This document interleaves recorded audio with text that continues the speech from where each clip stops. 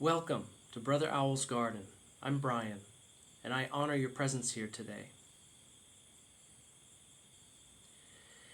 You know, one of the most prominent things that kind of eats at us for such a large portion of our life, sometimes an entire lifetime, is the matter and the issue and the oft asked question: what am I doing here? What is my purpose? What is the meaning of life? And the intellect has a field day with that query, that issue, and it can chew on it forever, like a chew toy that the intellect loves to always have, something like a chew toy. And if we approach that question, that issue, with the intellect looking outside of ourselves, we are certain to never, ever find the answer. Never. Guaranteed. And there's a lot of very impressive, shiny, well packaged, yet false conclusions that we as a species can come up with when we look outside of ourselves and inquire with the intellect as to that question. For some people, it's very materialistic. Well, I have this, I have that, I've achieved this, I've been granted that, I have accomplished, etc., etc., etc. Look at my trophy wife, look at my huge mansion, look at my late model sports car. I'll keep it for a year and sell it, trade it in for the new model. All this kind of thing. Look how important I am at my career. Oh, what would they ever do without me? I'm so important. Look at my big office.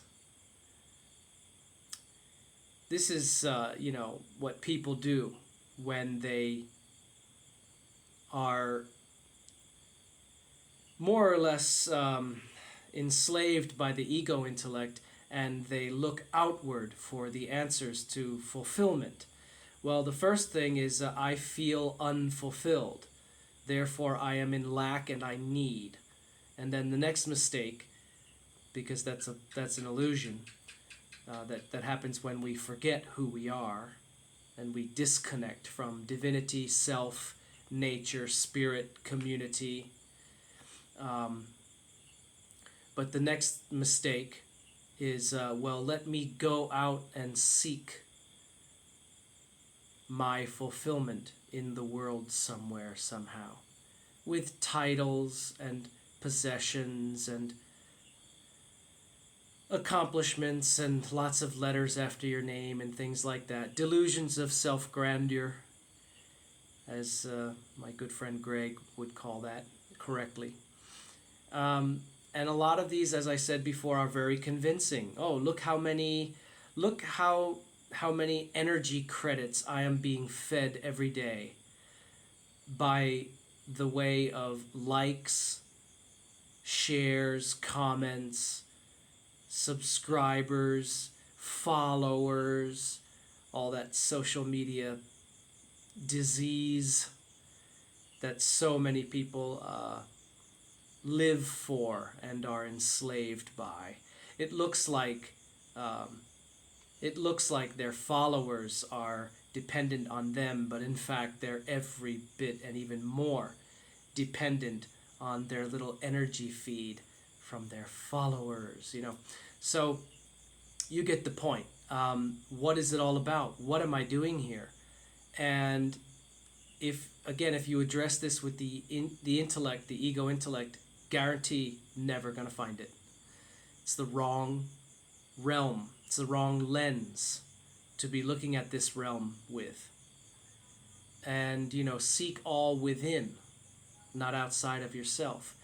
So when we contemplate this question, what am I doing here? What's the purpose of my life. You know, what's the point?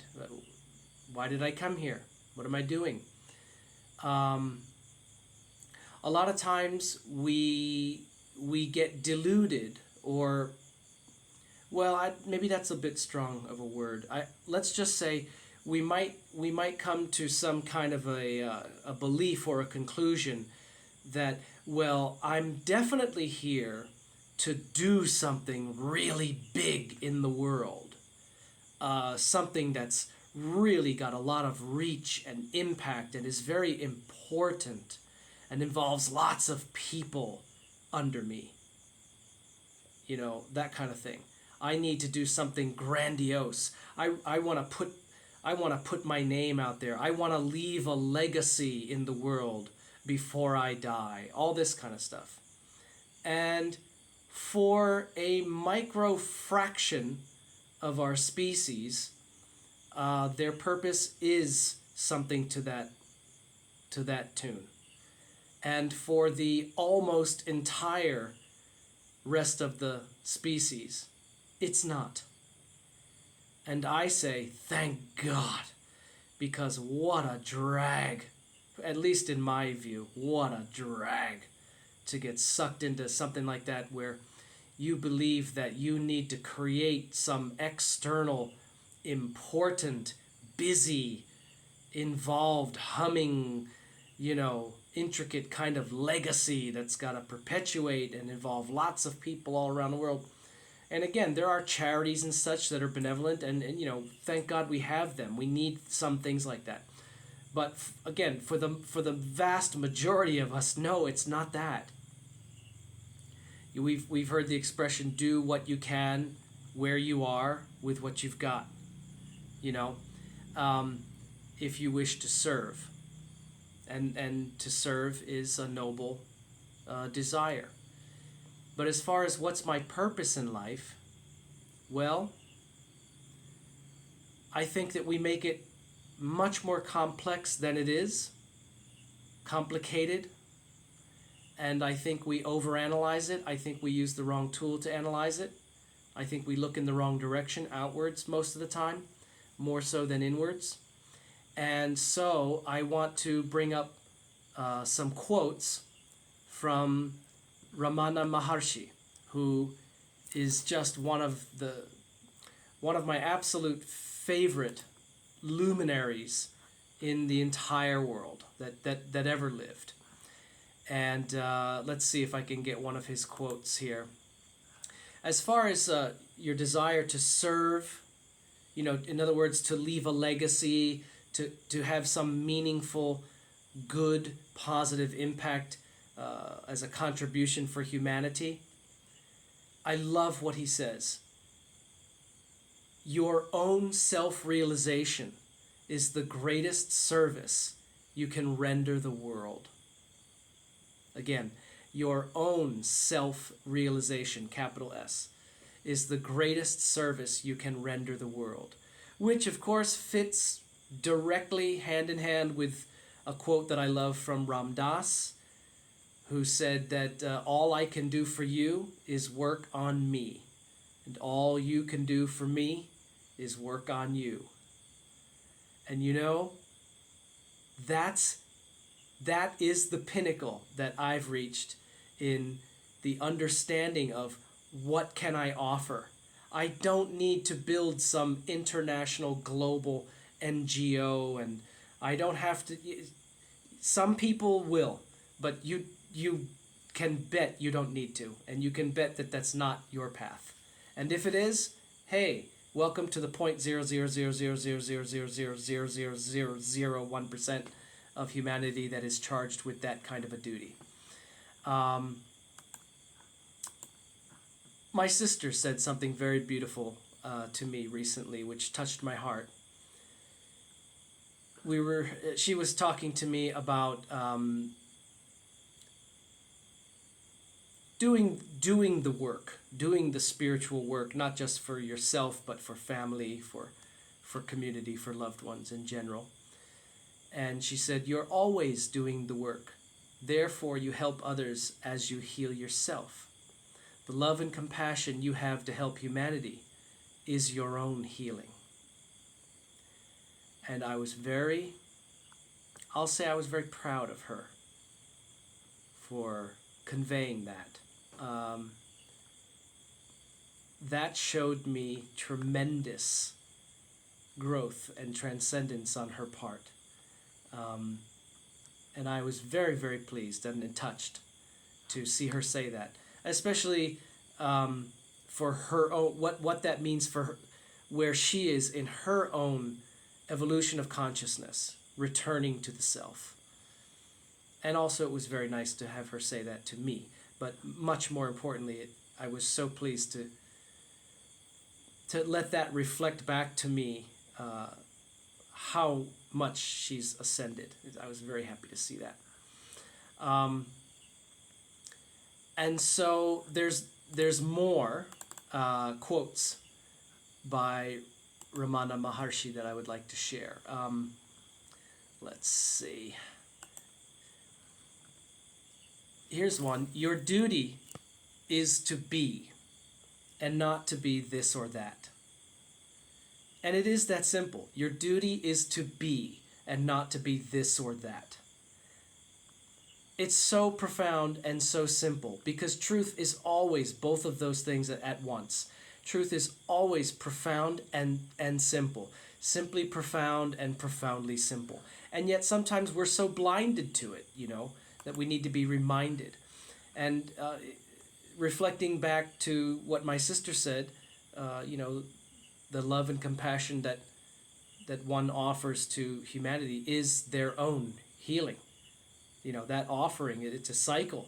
The more you heal the disconnect and discord within yourself, and I'm not trying to say we're all broken and need to do a lot of work and all that. I'm just saying the releasing of all that is not you and is not yours, which no longer serves you, etc. It connects directly to what my sister was alluding to, and another quote by Ramana Maharshi, who I just absolutely adore, and every word more that I find that he said, I love him more. He said, transforming yourself is a means of giving light to the whole world. And it reminded me of an unpleasant conversation I had years ago. I was considering entering a monastery at the time. And I'm sure they would have thrown me out. But anyway, I was speaking to a person about it, a person who I respect. And this person said to me, what are all those monks doing anyway? What are they doing? They've just got some idea in their head that what they're doing is meaningful. They're not doing anything for people. They're not out there working physically with their hands and struggling and striving and exerting themselves. This is what that person respects, but could not see any good being done by nuns, monks, friars, canons, whatever. And I said to this person, I said, no, that's an absolute blind spot on your part. People like that who have given themselves over to a life of perpetual purification of self, and to the best of their ability, the extension of compassion and wisdom and love to all who ever come to them for it. This is elevating the entirety of humanity. Each spark plug that is firing more and more brightly is lifting the whole vehicle. I don't know. Maybe it's not a good example, but as each person polishes her mirror, she is helping to clarify the perception in the whole world of everybody.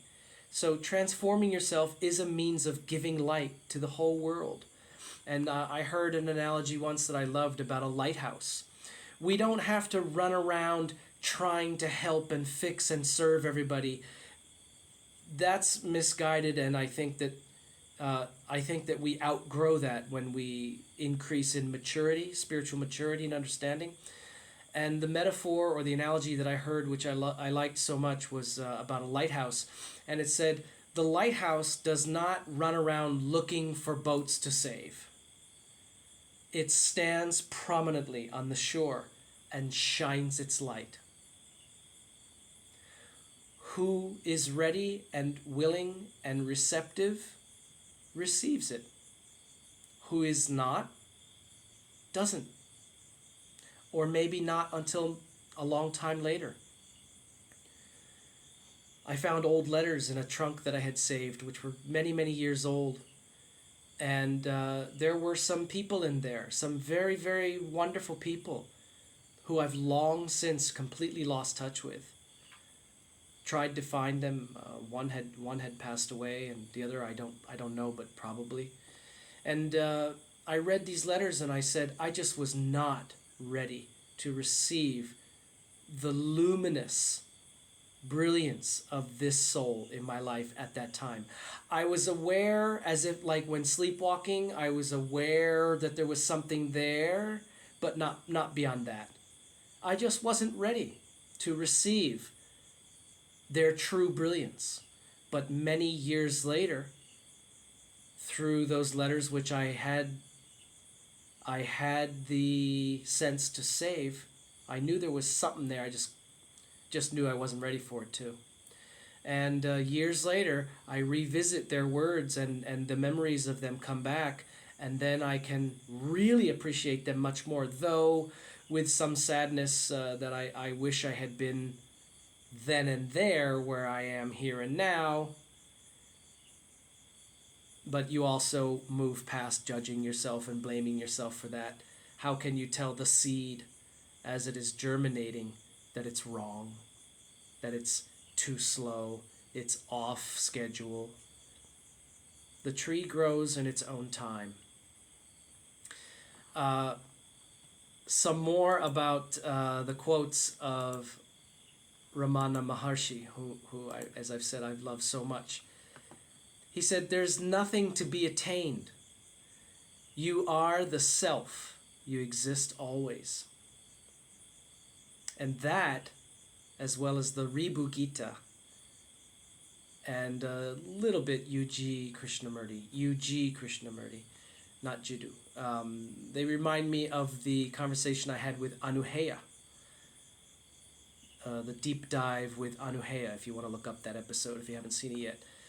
I think that this would resonate very well with her, with her view that she offered. And again, the quote is, "There is nothing to be attained. You are the self," capital S. You exist always. Small s refers to the ego avatar, the idea of who you have thought you are on this earth, this body, this name, this life, which is not who you are. It's how self, capital S, divine Atman, is expressing.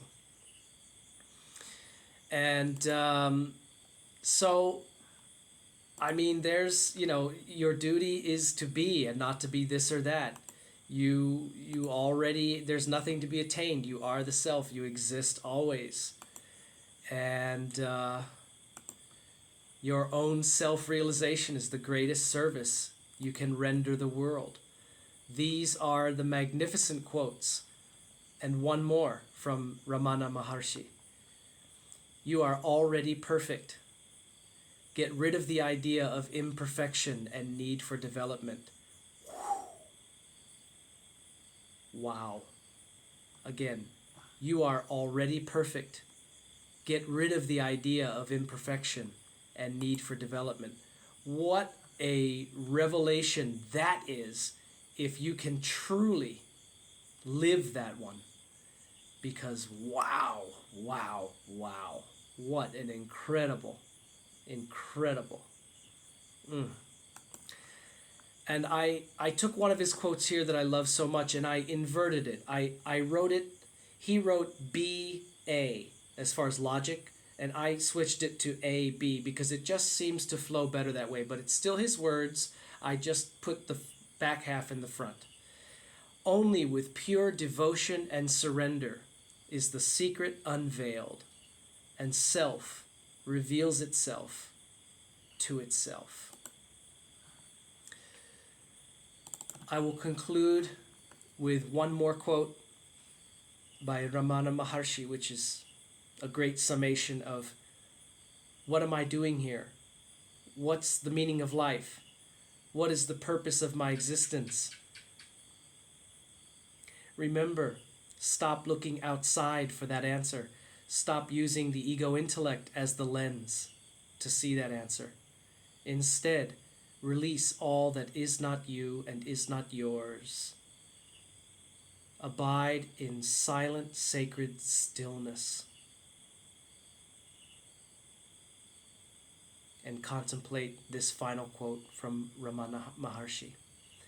The only useful purpose of the present birth is to turn within and realize the self. There is nothing else to do.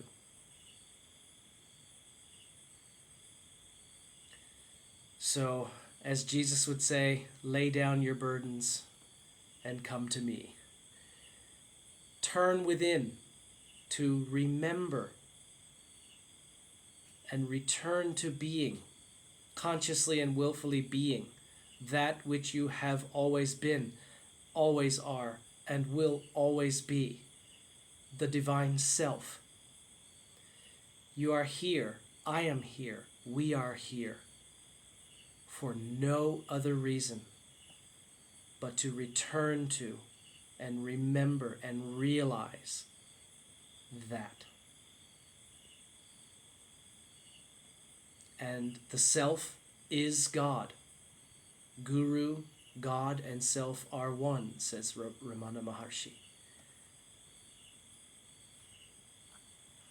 And I wasn't going to do this, but I'm going to close with a quote that I wrote down, which came to me in a meditation just last night. At the moment I began to prepare for the meditation, it came to me right there. And I'll share it with you now. I am not this avatar through which divinity lives. I am divinity living through this avatar.